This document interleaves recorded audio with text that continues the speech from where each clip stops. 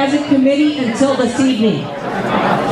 We did all of this through the internet, telecommunications, telephone.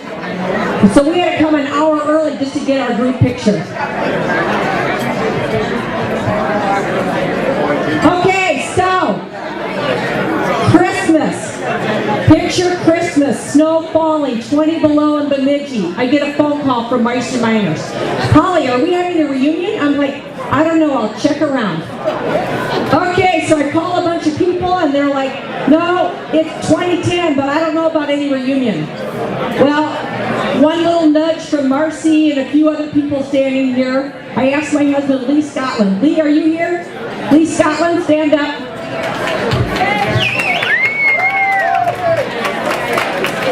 I asked my husband, Lee Scotland, Lee, do you mind if I plan our 40-year reunion? He said, throw yourself into another project.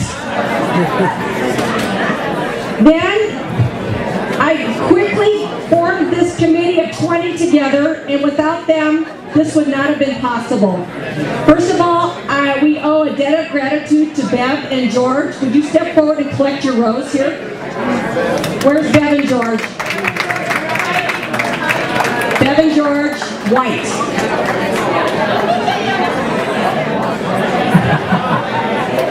You know, Bev and George were just starting to date when we started.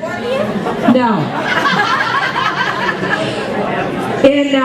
We graduated in 70 and in 1980 they started to date, and these two put together our 10-year reunion, which was held at the Radisson. Sofitel. Held at the Sofitel. Then they put together the 20-year at International Market Square. Then they put together the 30-year at Interlochen. And so we owe them a debt of gratitude because they didn't have the internet that we do. Next, I'd like to thank Cindy Anderson and Jim Topol for putting together our name tags. Cindy and Jim. There are name tag people.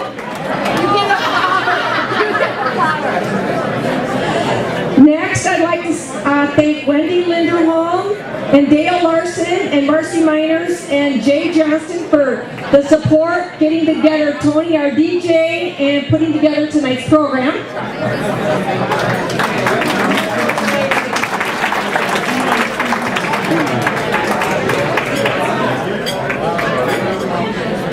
Next, we'd like to thank Jim Volstead, our webmaster.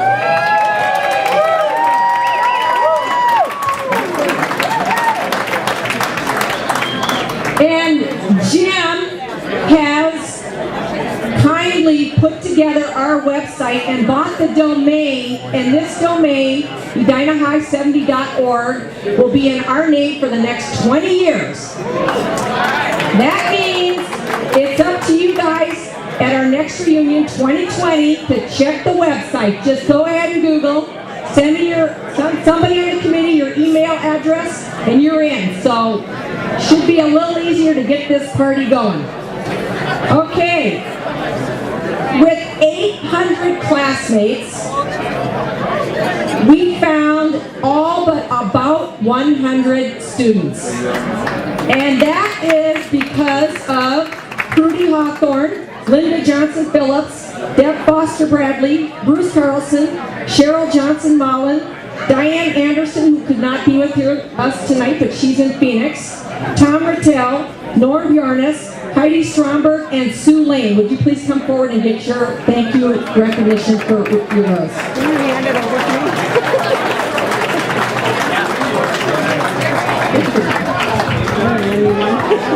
Your name is on it. Oh, okay.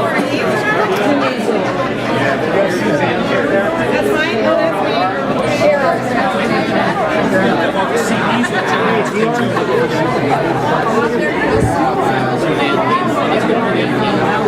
That's Suzanne. They said names now. Yeah, they do.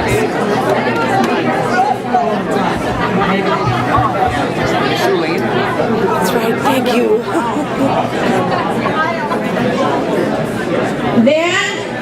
Very, very important. The person that put this all together on the spreadsheet so we could keep track of whether we found you or you're still lost. We had to keep track of 800 names. That goes to Ann Coach. She was our spreadsheet extraordinaire. Thank you, Ann. And what better person to keep me smiling than my dentist doctor, Sheldon Peterson, who collected the money and was our treasurer, outstanding, and paid our bills. Thank you, Sheldon.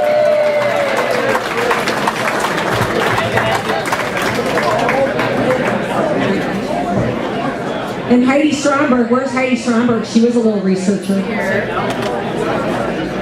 Can we sit down? Here, Pastor.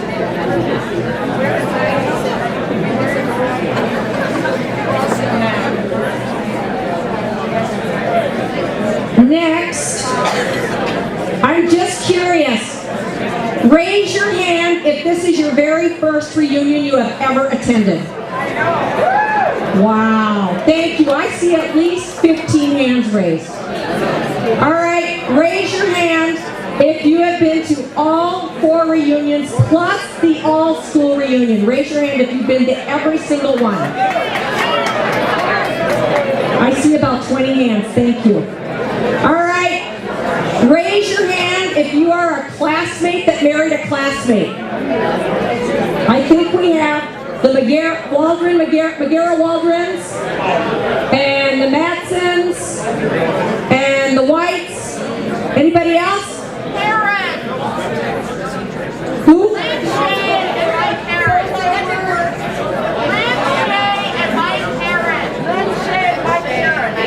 Lindsay and Mike Aaron. Oh yeah, never mind. There you go. All right, and can we have Joan Grady come forward? We are honored tonight to have our valedictorian or salutatorian. I never knew which was which. Which were you, Joan? Okay, Joseph Austin was our one, and Joan Grady was our other, either valedictorian or salutatorian. Joseph Austin could not be with us tonight, but he sent me this to read to you.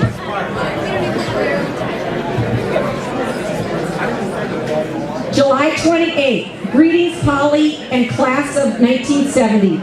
It's hard to believe I have received almost as much email in 2010 from EHS graduates as I did regular mail shortly after commencement back in 1970.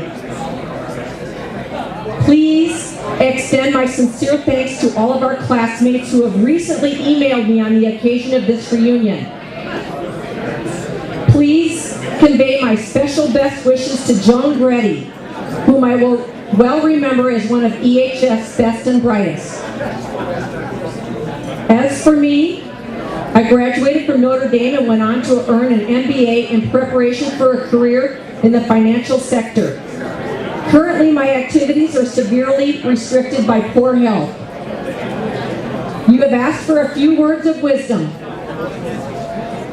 Years ago, my classmates in graduate school warmly received the following remarks from me. As we are keepers of the trust, those words seem just as pertinent today. Some people say that ethical standards are irrational hang-ups. Other people say ethical standards are unrealistic ideals. I submit that you cannot engage in unethical conduct which undermines the very moral fabric that holds society together and makes it possible for people to live in peace and harmony in the first place. I wish I could be there with you to deliver these words and remarks myself, but since I can't, I would be humbled and honored if you, Polly, would deliver them for me. I want to thank you so much for the thought and effort that you put in coordinating our 40th. I hope to see you at the 50th in 2020. Regards, Joseph Austin.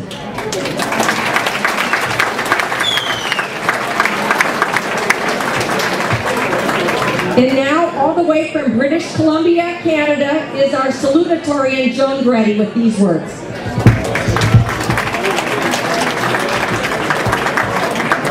Oh my goodness, here we are, 40 years later. Welcome everyone. I'm just so pleased to be able to share this night with our class, or a good portion of our class. I must say thank you to the incredible work of our committee to bring us all together 40 years later. It's even harder for me to talk to you guys now than it was 40 years ago. I was just, a kid then, and I didn't know any better. Now I mostly talk to young children, so it's hard to speak to a community of my peers, knowing full well that you have all had these incredible experiences in the last 40 years. And after today, at our little Wooddale gathering at Scott Crosby's house, it was the first start of learning some of the incredible journeys that we have been on in 40 years, and then tonight to share it with a whole bunch more of you. It's been just a thrilling experience. So I'm just really pleased that this many of us could come together and share time to reminisce about that time we all have in common. We all come from that same moment in time. June 1970, the end of our days in Edina High School. And it's an incredible commonality among us that we maybe don't think about, except that we're all there at the same time, with the same experiences. It was, I'm a mathematician, or I was. I've lost that over the years. But it was like in math we talk about singularities. So there was this singularity, June 1970. There we all were, with this incredible potential looking out for all of us. It was incredible potential. We came of age in a time of almost infinite opportunity. So we had, all of us had this great potential, we had this great education in one of the best cities in the world, and we had incredible opportunity. So from there, our paths all diverged. Some of you may have known what your path was the minute you were leaving high school. Turned your back on high school, said, I know where I'm going, and off you went. I suspect most of us really were more of the type that said, Mom, I don't really have a clue where I'm going next, but I'll go off to college and figure it out there. And I'm of that crowd. I went off to college and knew that I was okay in math, and I really was interested in science, and somehow got sucked into rocks and geology. So I ended up learning all about rocks and geology, went off to British Columbia to study my graduate work, and then spent a dozen years up in the Canadian North in Alaska, bashing on rocks and being afraid of bears and things like that. And then, and who knows where you guys all went at the beginning. Many of us took a turn and raised families, and I did that. I stayed home to raise my 2 children. It was hard for both geologists, husband and wife, to leave baby home alone for 4 months in the summer. So I was a volunteer to look after the kids. And then times change again. Now I'm doing environmental education with elementary school kids and combining with art. So doing science and art, back to that. So it's been just fantastic talking to everyone else. And I don't know if there's any of you who still think the way I do. I'm really still not sure what I'm going to do when I grow up. Anyone feel that way? Anyone, sort of, one of these years I'll grow up and I'll figure out what I'm going to do. But I think 60 is kind of a good age to start thinking about growing up. So let's work on that. And have a fantastic time here. Share your journeys, your paths. We can all take a moment to remember those whose paths have already terminated. There are many amongst us who are at the end of their journeys already. We can all reflect on them, and we can think about the dark times in our own paths and the bright times, the twists and turns that we take, and where we may be headed before the next reunion. So thank you very much. Have a wonderful night and another nice 10 years.